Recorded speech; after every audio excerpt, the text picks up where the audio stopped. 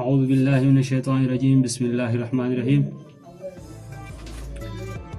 نن چې زمونږ کوم ویډیو دا کوم ټاپک دی هغه په دې موضوع باندې دی چې موږ لکه خپل پوړی چې کومې څېړۍ چې په هغې کې موږ خپل د لایټ سیسټم څنګه کولی شو. د هغې دپاره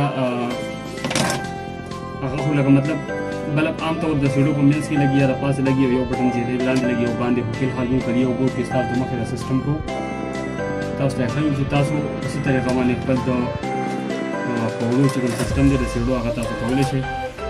نو د هغې دپاره به تاسو ته پکار دي دوه بټنې، دا درې خپو والا بټنې دي، دا تاسو ته کتی شئ. دا دوه بټنې به پکار دي، درې خپو والا، یو به هولډر پکار دي، یو هولډر به پکار دي او یو به بلب پکار دي. نو تاسو هر قسم بلب استعمالولی شئ. دا خو موږ تاسو ته خالي د سیلینګ دپاره دا 100 واټ بلب راکړو. نو تاسو دا طریقه ښه دي، په څه طریقه باندې دا تاسو کولی شئ. ستاسو د مخې موږ دا سیټینګ برابرو دی، په دې بورډ کې دا سیټینګ موږ برابرو. تاسو ورته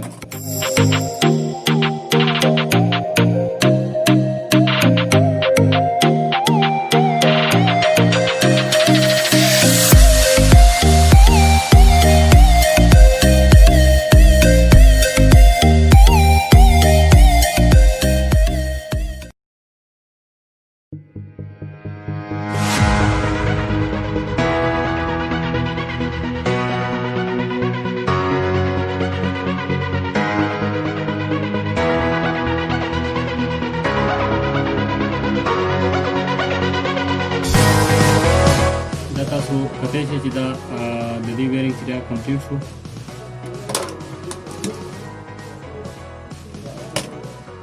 دا اوس موږ تاسو ته چیک کوو.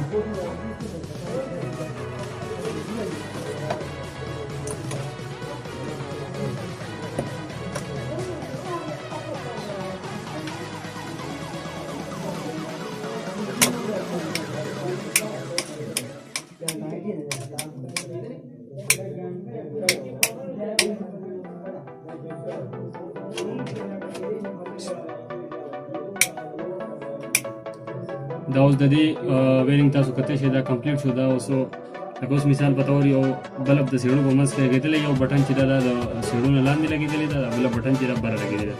اوس یو سړی به بره باندې خیږي په سیړو کې، نو دا به بټن به راښکته کړي، نو دا بلب به ولګي. اوس بره وختو نو دا بټن به راښکته کړي، بلب به مړ شي.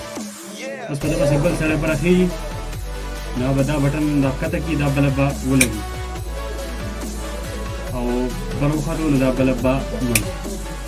اوس که څوک خیږي او که کوزېږي، که څوک یو طرف نه کس خیږي بل طرف نه کوزېږي، یو بټن نه بله مړ کېږي بل نه به لګي. د دې دا طریقه ده، تاسو ولیده. او ویډیو به انشاءالله چې تاسو خوښ وي، که ویډیو مو خوښ وي نو لایک کړئ او شیر کړئ او چینل د سره سبسکرایب کړئ او تل بله ویډیو پورې درانه اجازه غواړو. د الله په امان.